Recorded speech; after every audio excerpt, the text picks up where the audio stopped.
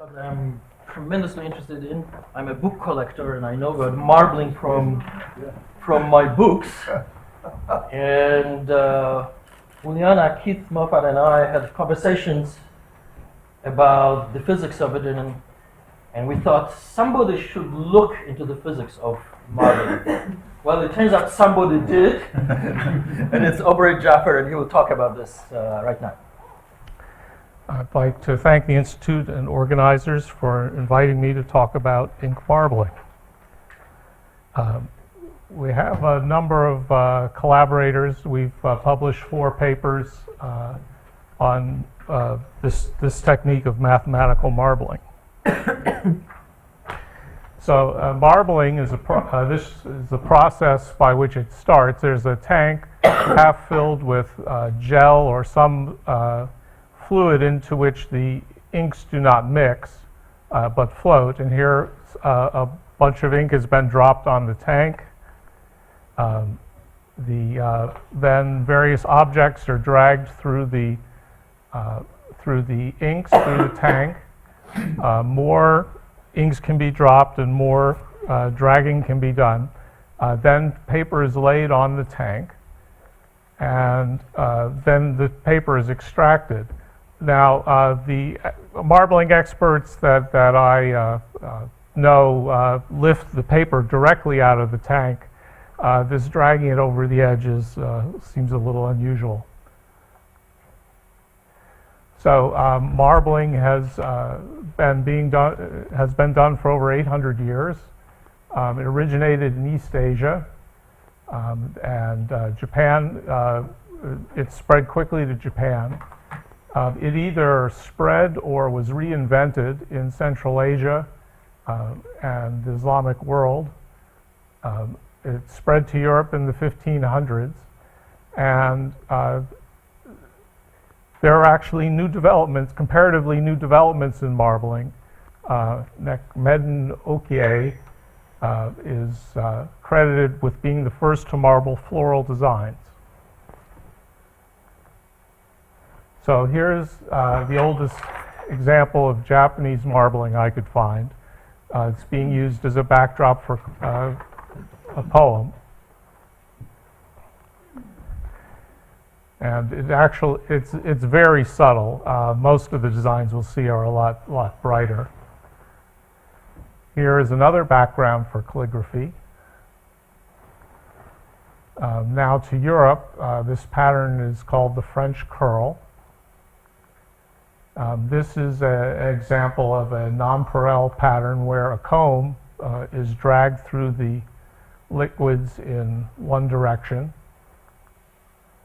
This is an example of marbling where more ink is dropped after the pattern has been drawn. And here's another example where the inks have been dropped after some marbling, and the diagonal bands are caused by lifting the paper out of the tank, not in a single movement, but in an uneven motion. This techniques to model this are covered on my website, or have limited time for all this. Here's a non-Perel pattern. Here's a double non-Perel. A fine-tooth comb was dragged to the left, and then a coarser comb was dragged to the left. And here is the sort of pattern that got me hooked when I was a boy on marbling. Bouquet pattern, and another French curl. An interesting bouquet that's black and white. So the mathematical fascination with marbling is that marbling, where a comb is drawn through the liquids, acts as a homeomorphism. It's a reversible transform. The properties of homeomorphism are it's a bijection, continuous, with an inverse function that's continuous. Homeomorphisms can be between two different states for spaces. For marbling, we're going from a space to itself in the tank, and homeomorphisms preserve all topological properties of the space. that means that there are no tears, no holes open up in the pattern being marbled. And a very important property of homeomorphisms is that they compose, and the inverses also compose in reverse order. A note about rendering. So on the computer, there are two ways to render the patterns. One is to map the boundaries of dropped inks through the composite homeomorphism, and then fill those boundaries in the order at which the inks were dropped. Because the topology stays the same, this always works. Another method is reverse rendering, where we take each point in the final image, map it through the inverse composite, and that gives us the original coordinates, and from that we can get the color. And these methods, people had done marbling with Navier-Stokes simulations, and the results were underwhelming. They took very long time to render, and the edges were fuzzy, and patterns didn't get very complicated. So now to the physics. Our theoretical tank is arbitrarily large, and the straight stroke through it is arbitrarily long. Inks are incompressible Newtonian fluids with all the viscosity of all the inks is the same. And I believe there's a talk later today which deals with all the cases for non-Newtonian fluids. And then this next assumption is really what unlocked the whole problem. We assume the flow is stable, and we're interested only in the initial and final positions. As a tine is drawn through the liquids, there's movement to the sides and back again, and it wouldn't have been by looking only at the initial and final positions, we can just use the homeomorphisms. And with this assumption, it must be the case, because it's incompressible, that the flow is uniformly parallel to the stroke line, and that's a laminar flow. The layers of liquid flow past each other. And having a arbitrarily long stroke is a problem because the tank never gets to stability. There's always something moving in it. So the other simplification is to model the line as just a layer of fluid that moves a finite distance and stops. And in the diagram here, the layer containing the box containing the line in red moves twice as far as the layer next to it, and the layer next to that is only a quarter of the distance, and so forth. So because we're interested only in the initial and final positions, the inertial forces are insignificant compared with viscous forces. That means we can have displacement proportional to velocity, because the velocity just turns on for some time and then turns off. Then each layer travels proportional to the adjacent layer. And there's only one equation, only one function that satisfies all these constraints, and that's an exponential. And there's an additional nice property, and we can separate the variables on this and solve it explicitly. And that's the solution there. Their parameters are the viscosity nu on the right and the velocity u. An additional nice property about this is parallel strokes are independent and their displacements add linearly. This means that, for instance, in the double nonpareil, it doesn't matter which stroke came first. We could have done it with individual tines moving through. The order does not matter.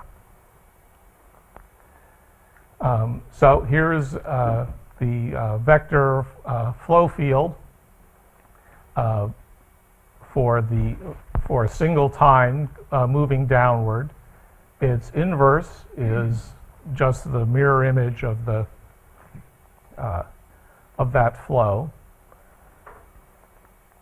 And here's what it looks like in a marbling context. On the left is inks dropped concentrically so that they form circles, and then a single tine was drawn down through the liquids. So we have two parameters. One is the length of the stroke and the other is viscosity. And by varying those, one can get a variety of effects just from a single tine. So what can we do with just these line strokes? Well, on the left is the calligraphy that we saw earlier. On the right, I took, in a tank full of the darker fluid, I dropped 250 drops of the lighter fluid, raked left, raked right, then dropped 1,500 of the darker fluid at smaller droplets, and did the vertical rakings. And we get something that has the same character as the background on the left. The most visible difference is that there are voids in the one on the right. That's either a problem with the random number generator or an artifact of the fact that people who are sprinkling inks will tend to fill in the void areas. So to spend more time on this, I could use a frequency, a spectrum for the random number generator, and it'll look even more like the background. So that's nice for straight strokes. Here we see a rake being moved with a wiggle through a nonpareil in the upper left, and it's creating a serpentine pattern. So the differential equations don't work if they're not straight. However, the sinusoidal displacement is also homomorphism. It just slides layers of liquid past each other. It has an inverse, which is just the negative of the original transform. And its equation is shown below. And here are a couple of examples where we took, on the left is an actual marble, and on the right is the same sort of some rakings followed by the sinusoidal displacement, and we seem to have captured the character of the marbling. This is one of my first. That image on the left is a Japanese pattern, and the image on the right was generated mathematically, and again, the characters are nearly identical. So, but we can do more with just this small set of primitives. Ink circles on the left and raking upward on the right forms a nonpareil. Then the nonpareil's on the left, then we introduce a sinusoidal displacement. Now we draw two tines upwards through the sinusoidally displaced pattern and undo the displacement. And now we have a serpentine pattern like we saw before, but we're not done.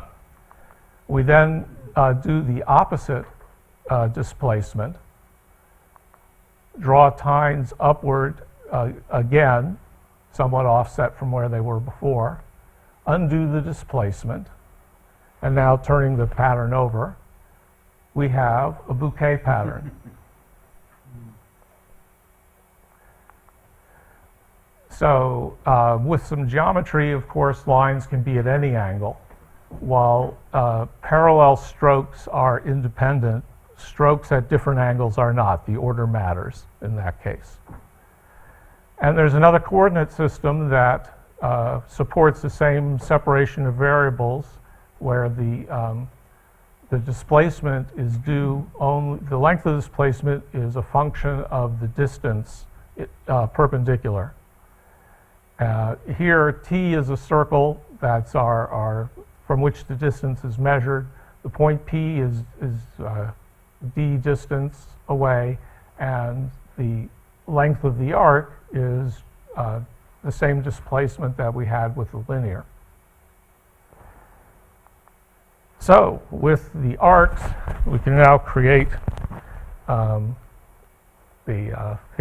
on the left is a detail from my marbled tie, and on the right is that produced mathematically. And all the renderings, mathematical renderings that I've shown you, render in less than a minute in PostScript, just a little PostScript program, really very fast. With the circles, we can also produce the French curl. And in talking to some people, initially I thought, oh, the French curl must be a vortex, and that's going to be difficult. No, it's actually not a vortex. If you look at the center, I mean, a vortex doesn't look like that at the center. There's only limited displacements in the center. So we can do a very convincing French curl using the circular marblings. This is my most artistic creation. So parallel rakings form the bands, and then circular rakings form the pattern, the most visible part of the pattern. The shading is due to transfer effects, which are covered on the website. Transfer effects being, in a physical context, lifting the paper out in jerky motion. This would be very difficult to do, to lift out the paper, because the transfer effect is circular. If we take the circular marbling and reduce the radius down to 0, then we're left with a vortex on the left. And this is very similar to an irrotational vortex, a vortex which has rotation only at the center. The vortex on the left being a bit more compact than the one on the right. But as this, we'll see this used later, but I did not find any marblings that require a vortex in order to reproduce. So I mentioned that Nekmedin Okiye created floral designs. Here we see one of his designs, and you can see around each flower there are four places where a tine track starts and then ends inside. If this were done with a circle or a line transform, we'd expect to see a sharp point forming on the opposite side. It is not happening here. So this is finally one of the patterns that requires something more than the 4 primitives we've seen already. This is my favorite of the pictures I found of Okiye, and has what must be hundreds or thousands of short strokes. And he must have worked quickly, because the inks don't, you can't leave the inks in the tank all day. They do start to mix eventually. So I found an example on the web of someone creating a short stroke pattern. On the left, ink has been dropped. On the right, a zigzag motion through the ink drop creates a series of leaves. On the left, the leaves have been finished, and the marbler is then working on the flower, and on the right is the final pattern. So in order to understand how the short stroke works, this particular example is of almost no help at all, because we've got one ink in the tank, and we see that the edge grows out, but we don't see what would happen if there were another ink in the tank that was outside. However, this example and experiments that I conducted on Regina and Dan St. John's equipment there are two effects that we see from a short stroke. The short stroke is going from left to right in the image, and the same in the diagram. And what we see is that bands are pushed forward and gently curve around in front of the stylus, in front of the tine. And behind the tine, the bands come in to form a sharp V. So a sphere or a circle moving through fluid is one of the classical problems in fluid dynamics. It's important because one wants to find the drag to understand how fast a bubble will rise or a droplet will fall.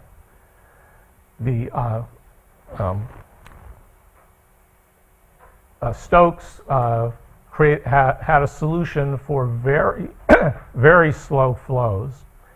And what we see is that ahead of the circle, the flow spreads out around and then comes back behind. The streamlines show the entire path of a particle of the fluid. They bump out, but then they return to their original position. This will not work for marbling. We don't leave the circle in the tank. We need to have a permanent effect of the movement. So Carl Oseen came up with a solution that works using the inertia of the fluid, works for circles moving faster through the fluid. And although we see the bump out around the circle, far from the circle, the flow is going away and stays away because these actually are orbits, and but they don't return. By the time the circle is passed, they've only migrated a short distance. They haven't come back around to their original position. So Schlichting in boundary layer theory points out that these streamlines are asymmetrical, and it's a subtle effect here. The one on the left is a little wider than the one on the right, and this is unfortunate because it means that this won't be a reversible transform. So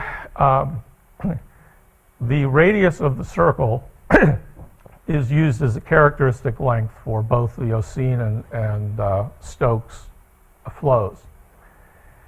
Trying to generalize with an approximation by changing the characteristic length to 0 is not going to work. So I return to the original constraints on the problem and see if it could be solved. The top line is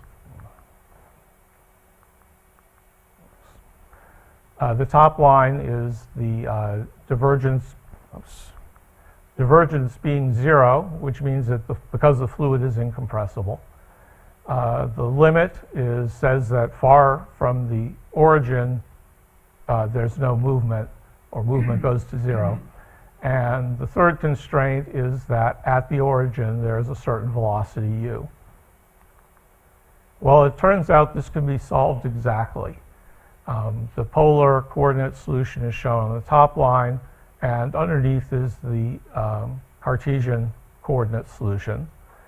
And even better than that, we can find to exactly solve for a stream function as well. And here's what the vector field and streamlines look like on the left for this flow, and on the right is an example of the displacements. And as desired, ahead of the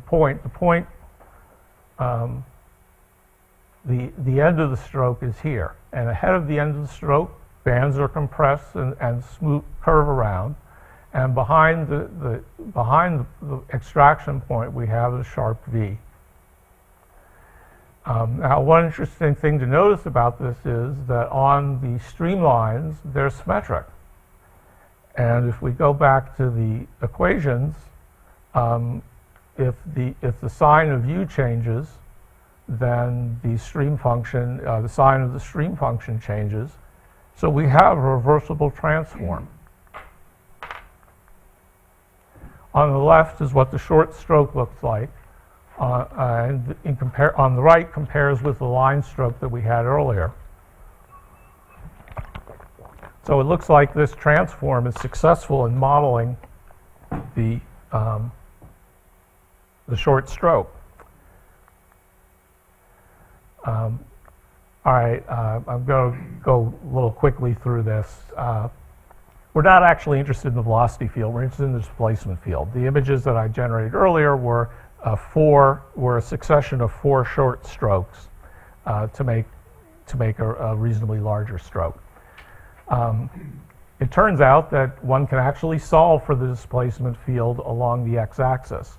And as the graph shows below, the velocity of points on the x-axis and their position on the right behave as expected. The maximum is when they cross through the origin, and when they cross through the origin is the inflection point on the right. Trying to generalize this off the x-axis runs into big trouble. This is as simple as I could get the equation. The integration at the bottom is not an elliptic integral because it has exponentials and logarithms in it. And even if it were soluble, one would then need the inverse function for that integral in order to get the displacement function. Probably not going to work. And this is problematical if we take the diagram on the right is the trajectory of a point starting at point 1.1 through 15,000 steps, and it spirals out. And this isn't surprising because we're following the gradient, and the gradient always doing that always doesn't achieve as much curvature as it should. Okay, and here is the practical consequence. On the left is a short stroke followed by the reverse short stroke. For a reversible transform, that should return us to the ink circles, but it doesn't. We can do better by, instead of having the peak of velocity at the origin where we start the stroke, to have it in between the stroke start and the stroke end. And the reversibility on the right is seen to be better. Here is the difference in the example stroke we saw earlier. On the left is the one we saw earlier. On the right, the point is not as sharp. However, if we, on the left is the original transform, and you can see the bands from the outer ring reach all the way in,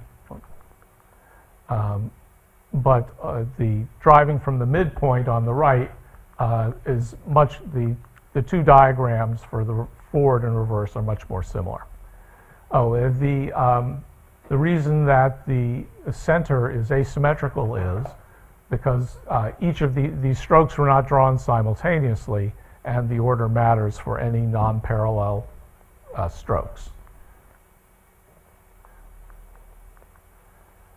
All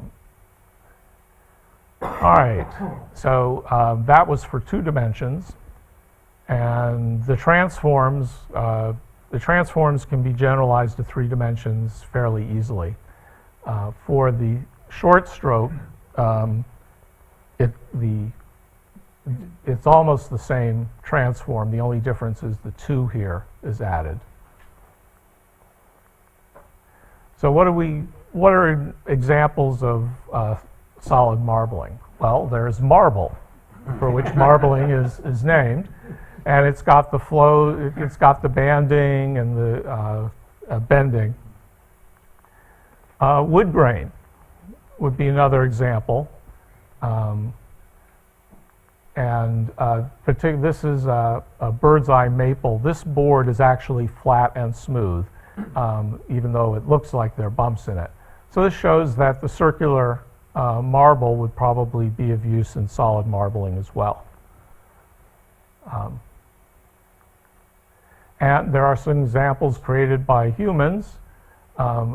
When a blade is, fancy blade is made, they take two types of steel, layer them together, fold, hammer it out, twist it, do a lot of processing on it, and then when you cut the blade out of the blank, if the two types of steel look different, then you get what's called pattern welding. Another example, which I don't have a slide for, is glass. They're like Chihuly has definitely does marbling techniques in his glass work. It does in glass, the viscosity is not going to be the same for all the component glasses, so that would make modeling that more complicated. So my collaborators, however, came up with something completely different. They took a 2D marbling, made all the operations solid, and then they carved an object out of that block. And it's absolutely brilliant because normally when you're putting a pattern on a 3D object, and it's irregular, you have, what do you do with how do you wrap it around the corners? And what they created here, this marbling will work and look whole on any shaped object.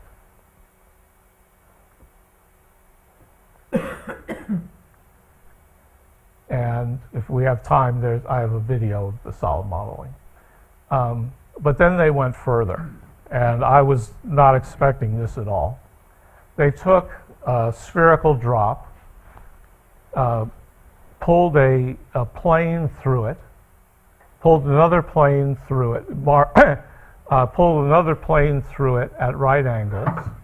Then in step D, they took a line and dragged out the point and wrapped a vortex around it and created a rose.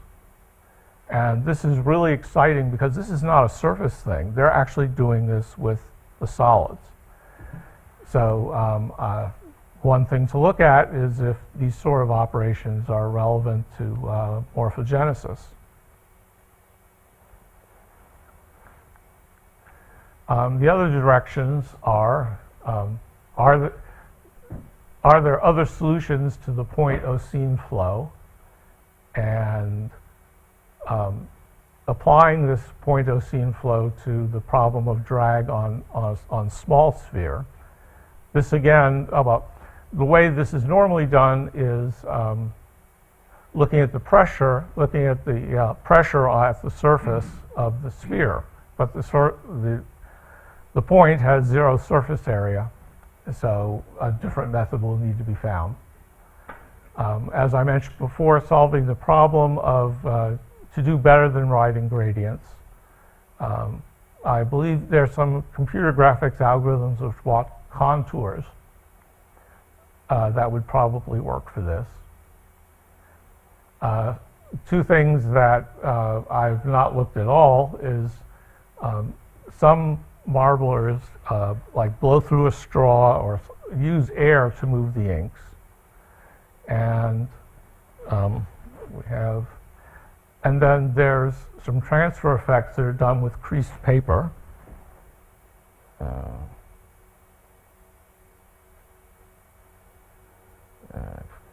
forgotten how to. All right, I'll see if I can find that in a minute. Here are some of our papers, and I've covered about half of the techniques that are discussed on the marbling website at the bottom.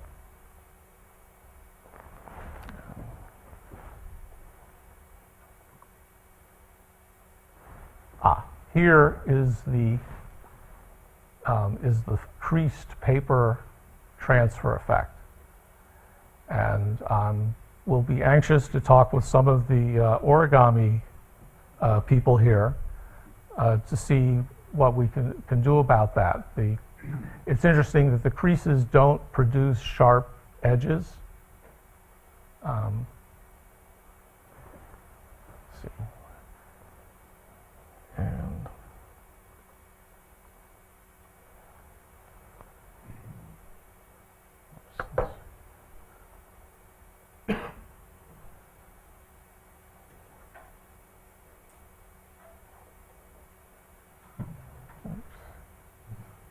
oh, no. 4 minutes. No, I need to be at 1 minute.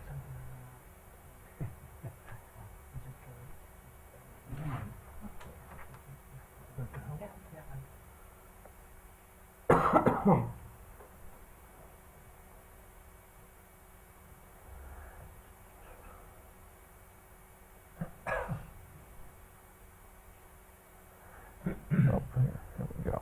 So they're showing that the objects really are solid with the patterns in them. And they have one here of the teapot being carved out of solid marbling pattern.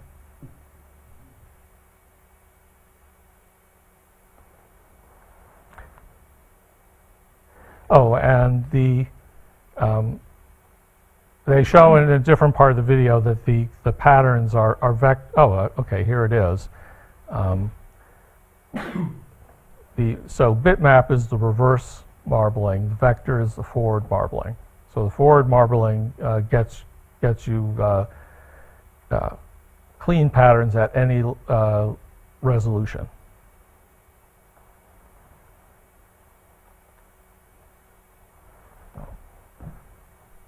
So thank you for your attention.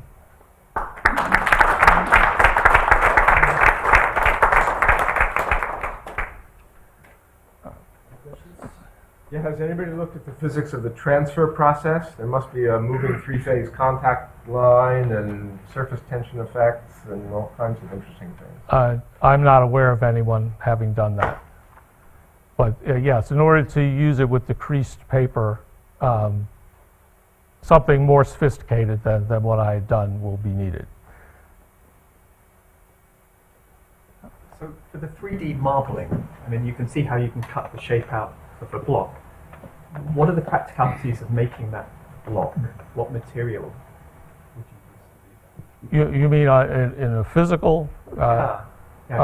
Well, if you had a color solid printer, you would just put down the colors. No, can you get clay, liquefy it, pull colors through it? Can you actually do this? Oh, it happens in the marble, right? Sure, that's So- more geological. I want something quicker. I'm not aware of any process that does that. Go ahead. Isn't it like kneading pastry? I mean, if you had, I've forgotten the name of the pastry, that is thin layered pastry, you can make different colours, and then you knead it. A jelly Danish. Exactly. Do you have any intuition of what would happen if you change viscosity of some of the paint? It becomes much more complicated because then it's not the case that just drawing the line through. The way it is now, the particles of fluid don't know what color they are. We keep track of it, but the movement is uniform. Once you add in other viscosities, that's no longer the case.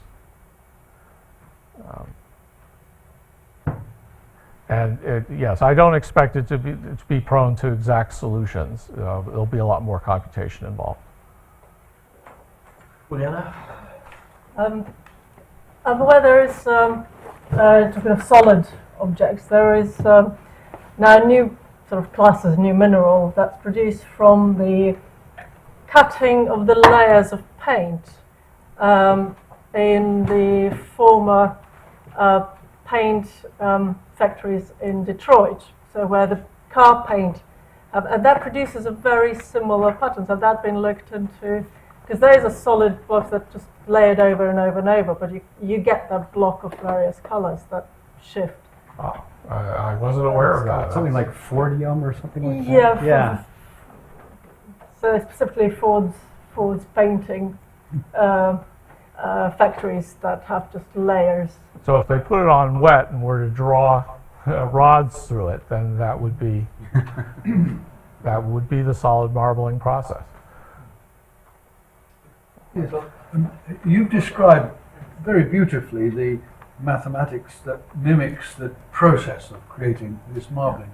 But many of the final patterns look like contours of functions. And in some cases, for example, with the wood, the grain pattern, in fact, the function is age, contours of age. Now, how many of, did you look at which kinds of functions would produce which kinds of pattern as the contour lines? Is the final structure, not the process? It may be that not all of them are contours of functions, and for example, if you look at gradient lines of certain functions, which certain complex scalar functions, you look at the gradients of phase, you can get patterns not totally dissimilar from some of the ones that you've seen. Did you look at which types of functions can produce certain patterns? No, my focus was on creating existing marbling patterns quickly. There's a large there's a lot of programming that went into how to exploit the homeomorphisms. So why does that crease paper wouldn't make a creased pattern, so it's still smooth? Well, because it's stuck into the inks, and the inks are clinging to the paper, so the point of the crease will be the same color as the parts next to it. Right, the contour that you see is where the extent that it went into that ink, and you have the transition to the other inks. The crease, I've only seen a couple of examples of the crease stuff. I don't know how they keep bubbles from forming between the paper and the inks. So, yeah, it will be. I'll do some research into, talk to the artists and ask them about the process and get some more insight. Roberto. Yes, it's a similar question to the first one. So, do you know the constraints about the properties of the fluids to begin with? Because they have to be immiscible inks. They have to have a certain surface tension property such that they don't spread once you put them in the surface of the liquid. Do you have a feeling or knowledge? I'm Newtonian fluids, all with the same viscosity. Right. That assumption is necessary in order to make that great reduction where we have the uniform behavior next to a straight line. Right, you have different viscosities, then you're going to see artifacts of how fast the tine was drawn through the liquids. Some of them will move further out. The short stroke shows that there's lots of motion to the sides, and that all disappears if the fluids have the same viscosity and on a straight stroke. Well, there is this question of surface tension as well. I mean, normally if you put a drop of fluid in another fluid, then surface tension has quite an effect. It spreads it out or contracts. Oil on water, or immiscible fluids. And they are immiscible, I think you said. The inks are immiscible in the gel underneath them. Yes. So, for instance, you can put oil paints on water, but if you leave them long enough, yes, they will. The edges will start to get fuzzy. That's why But then it's not immiscible. And it's miscible, but it's very viscous. Right? It's very Yeah. viscous. That's controlling the time. Yep. The speed. Yes, I think that's. So one thing, I had thought originally that if you put the time, if you drew the comb too quickly, that you would get turbulence.